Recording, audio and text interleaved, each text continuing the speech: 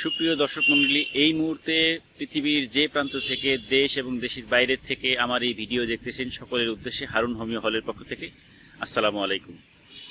আসলে আজকে আগস্ট মাসের 26 তারিখ এবং দেশে একটার পর একটা কিন্তু বিপর্যয় বা বিপদ আসতেছে। আপনারা সবাই কম বেশি দেখতেছেন যে বন্যায় বাংলাদেশে প্রায় 12 থেকে 13টি জেলা প্লাবিত হয়ে গেছে।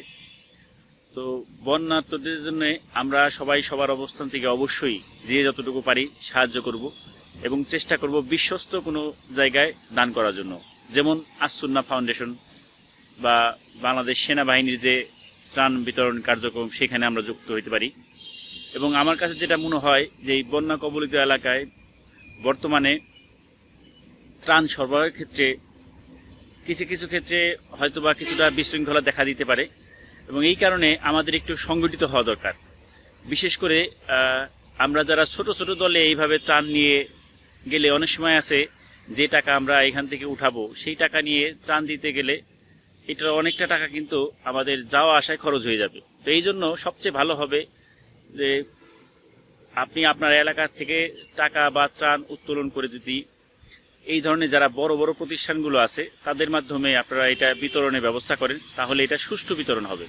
এবং আরেকটা ব্যাপার আমরা বিভিন্ন মাধ্যমে খেয়াল করলাম যে ওই এলাকার লোকজনের মধ্যে কিছু কিছু অসাধু লোক আছে, যারা আপনি ধরেন আপনি ত্রাণের গাড়ি নিয়ে গেলেন, ভিতরের দিকে আপনি নৌকা না পাওয়ার কারণে আশেপাশে যাদেরকে পাইতেছেন তাদেরকে দিলেন। এই কিছু কিছু লোক এখান থেকে যারা আছে তারা সিন্ডিকেট করে আবার এই ত্রাণগুলো সংগ্রহ করে আবার 200-300 টাকা করে বিক্রি করে দিচ্ছে। এতে কি হচ্ছে, যাদের উদ্দেশ্যে এই ত্রাণগুলো দেওয়া হলো তারা কিন্তু এটা পাচ্ছে না। তো এই কারণে সবচেয়ে ভালো হয় যে আস-সুন্নাহ ফাউন্ডেশন বা বাংলাদেশ সেনাবাহিনী বা আমাদের যে সরকারের যে নির্দিষ্ট ত্রাণ তহবিল আছে, এই মাধ্যমে যদি আমরা এটা দান করতে পারি তাহলে কিন্তু সবচেয়ে ভালো হয়। এবং এই সময় বাচ্চা, শিশু এবং বয়স্ক লোকদের জন্য বেশি সমস্যা এবং খাবার পানির সমস্যা কিন্তু অনেক বেশি দেখা দিবে, কারণ পানিবাহিত রোগটা এখন বেশি হওয়ার সম্ভাবনা থাকবে।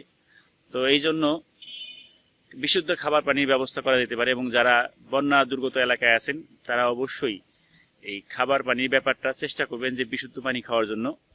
এবং আল্লাহর কাছে দোয়া করি আমরা যাতে আল্লাহ পাক তাড়াতাড়ি এই সমস্যা থেকে আমাদেরকে উত্তরণ করেন।